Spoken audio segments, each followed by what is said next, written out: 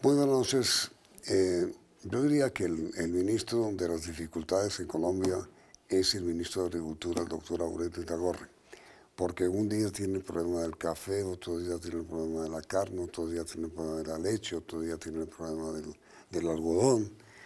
El problema de la leche, ministro, que es la última gran dificultad que tuvo usted y que acaba de arreglar.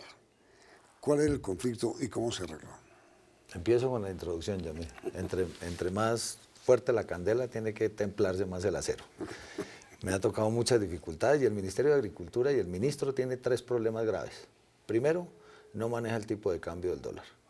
Segundo, no maneja el precio de los alimentos. Muchos de ellos, además, se manejan con la, y ahora hablamos de eso, con la opinión de los zares. Hay zar de la guayaba, de la papa, de la yuca, y ellos definen en un machetazo, digo yo, porque cogen un bulto de papa, le abren un hueco al bulto, sacan 7 papas y si hoy la papa a 70.000 el bulto. Así funcionan los precios y mientras estemos así es muy difícil. El tema de la leche es el siguiente. En Colombia hay momentos en que no llueve y se disminuye la producción de leche, momentos en que llueve y se incrementa la producción de leche. Hay 16 millones de vacas en Colombia. De esas solamente 1.600.000 son vacas especializadas en clima frío para producción de leche que producen aproximadamente en promedio unos 15 litros por vaca. En el resto, en el trópico, que es la gran mayoría del país, tenemos vacas que producen 3 litros en promedio y que además no tienen seguimiento en el tema de preñeces, etcétera, es decir, que duran vacías la mitad del tiempo y eso así es imposible tener una industria productiva para el productor de leche. Lo que quiere decir que una persona mediana que tenga 10 vacas y no le hace seguimiento a 5, pues va a tener la mitad de la producción que podría tener. Ahí viene un problema de costos, de asistencia técnica que hay que manejar. Pero el problema es que este producto, al igual que el azúcar, tiene unos precios que son muy variables a nivel internacional. El precio de la leche hoy a nivel internacional está por debajo de casi 400 pesos el litro. Y en Colombia, la industria paga aproximadamente 800, el doble, 850 pesos el litro. Eso incentiva a las industrias a importar leche en polvo extranjera cuando hay falta de leche. Y se preparan las industrias para esas importaciones y eso viene hace muchísimos años. Y queríamos encontrarle una solución definitiva a este tema. La primera parte de la solución, lógicamente, es un problema estructural que tiene el país agropecuario, que es el tema del agua. Tenemos que hacer grandes inversiones en agua. Colombia es un país rico en agua y la ve pasar o la ve inundar cuando estamos en invierno. Y no hay que utilizarla bien. Y el segundo punto fue que llevaban 10 años en una discusión de crear un fondo como de estabilización de precios, en el que aportan 3 para la leche. Para la leche. Con esto solucionaremos el problema de la leche en gran medida. Es la buena noticia para los productores. ¿Decía usted que integran? 3, es un fondo tripartita. El primer gran aporte lo hacen los mismos productores, que hacen su aporte todos los meses cuando diariamente les reciben la leche, ellos aportan el 6% de la factura y va al Fondo Nacional del Ganado. El segundo gran aporte lo hará el gobierno nacional con el propósito de garantizar que se le compre la leche a nuestros productores en unos precios justos que están establecidos hoy en una fórmula que vamos a revisar más adelante dicha fórmula, que la fórmula lo que busca es estabilizar esos precios cuando las variaciones internacionales son tan grandes. Es una manera de proteger la industria nacional. Y el tercer aportante, el segundo es el gobierno y el tercero es la industria. Quienes se quieran meter en el proceso, las pasteurizadoras, que quieran exportar leche lo pueden hacer. ¿En qué consiste el fondo? El fondo va a compensar para que la industria, las pasteurizadoras puedan exportar leche en polvo. Y ahora le digo que no nos vamos a aceptar, no vamos a ser tan bobos de aceptar que nos hagan triangulaciones. Leche en polvo, queso y sus derivados. Con esto, ¿qué puede pasar? Entra Colombia en la en el proceso de exportación de los productos lácteos, a donde tenemos un inmenso potencial. Hoy el 40% de la leche que se produce en el país es informal, se queda en esa leche cruda que recogen en canecas y se distribuye 40%. el 40%. ¿Por qué? Porque la industria no ha tenido mayor crecimiento, porque el consumo nacional no da para tener mayor crecimiento. Y con los precios internacionales de los últimos años tan bajos de la leche, no somos competitivos. Con este fondo volvemos a la industria competitiva para que pueda empezar a exportar leche en polvo, leche pulverizada nacional. Establecimos que quien haya importado leche en polvo en los últimos 6 meses no tendrá derecho a este proceso. Y eso va a desincentivar inmediatamente la importación de leche en polvo. Yo la quería prohibir, Yamé, y estaba en uno de los acuerdos de los paros. Y ese es uno de los acuerdos incumplidos, y se tocó incumplirlo porque era incumplible, porque la norma internacional establece, quiere prohibir la importación de leche en polvo, prohíbala. Pero si la prohíbe, usted no puede pulverizar leche en su país. Pero, y ministro, entonces eso nos hacía más daño. Pero entonces, ministro, ¿cómo hace usted para volver competitivo un producto que aquí vale el doble de lo que vale internacionalmente? Porque en este fondo vamos a establecer una ayuda en ese diferencial de precio que hay para los pasteurizadores, para que ellos puedan volverse competitivos en el exterior. Es decir, usted va a subsidiar la exportación. No necesariamente, vamos a hacer un fondo que nos permita tener ganancias a todos.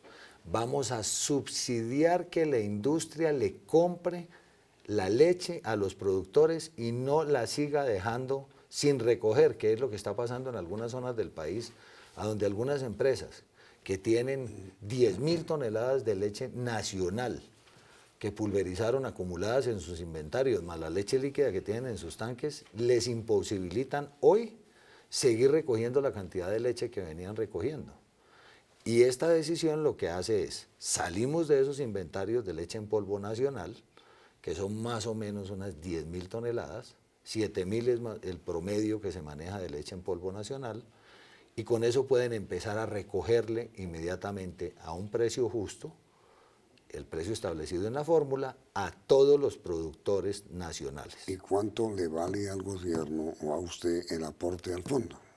Vale 40.000 millones de pesos para el inicio del proceso. ¿Y de dónde lo Nosotros tenemos un COMPES lechero establecido además con los acuerdos que se hicieron cuando se firmaron los TLCs, y en esos acuerdos se establecen aportes además de gobiernos extranjeros, en este caso de Europa, por ejemplo, y lo que buscaban esos aportes de esos gobiernos era fortalecer la industria nacional para poder ser competitiva cuando se acaben las restricciones que se establecen hoy. Hoy se puede importar una cantidad sustancial de leche, pero eso en la medida en que va pasando el tiempo cada vez vamos a quedar más abiertos en el mercado. Bueno, ministro, ahora otros productos, el café, el algodón, ¿qué va a pasar con esos dos inmediatamente después de comercial?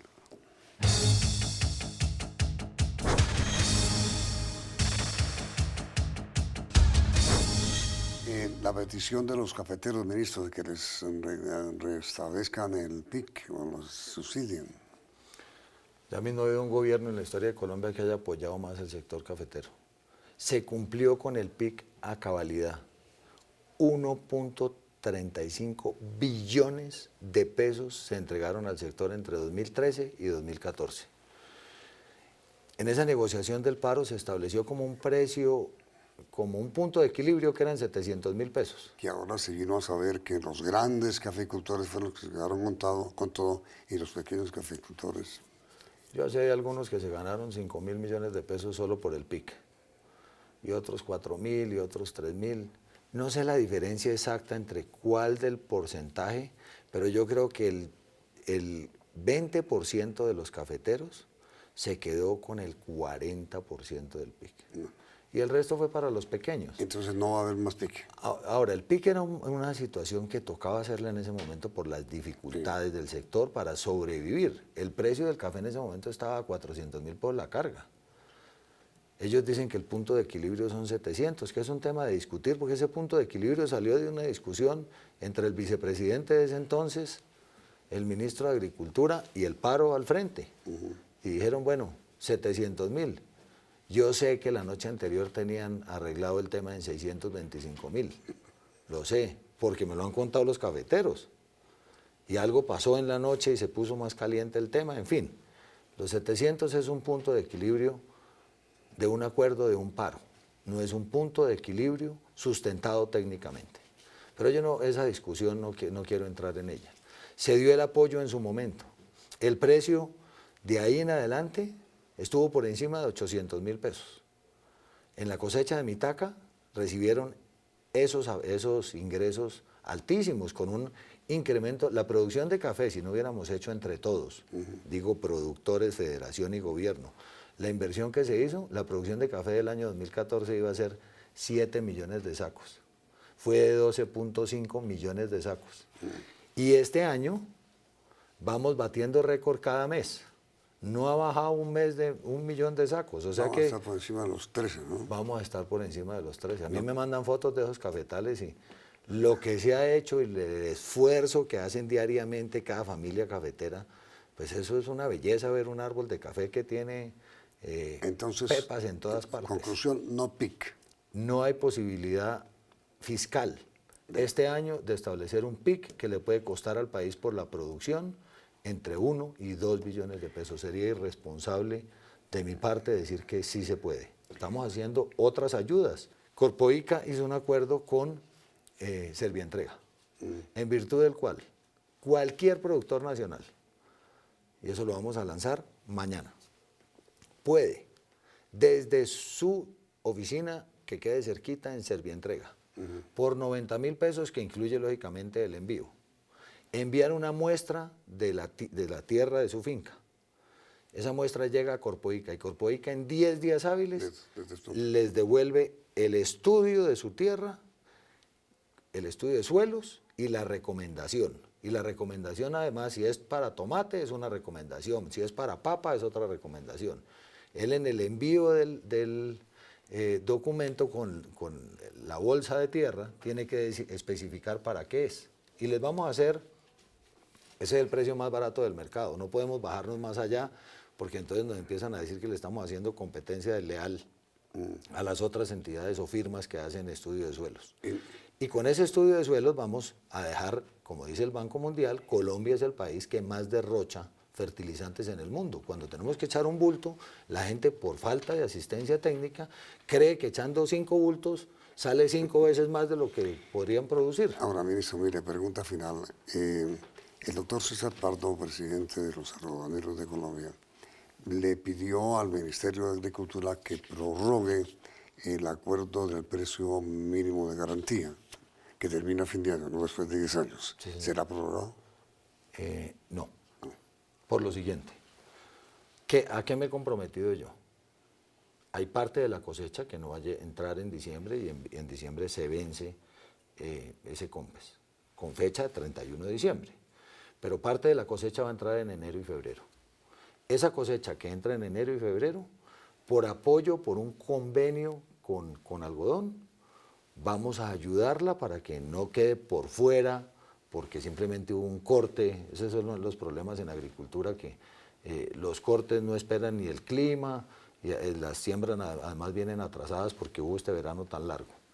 Entonces, quienes recojan algodón entre enero y febrero, se les va a pagar como si hubiera sido antes de. De ahí para adelante, no, por lo siguiente, y la cifra es categórica. Ese COMPES se estableció para salvaguardar la industria del algodón en Colombia, que es una industria que fue tan importante para departamentos como el Cesar. 450.000 hectáreas alcanzaron a estar sembradas de algodón yamí en el país. ¿Sabe cuánto quedan? 40.000. 40.000 hectáreas quedan hoy. ¿Será que el COMPES sirvió?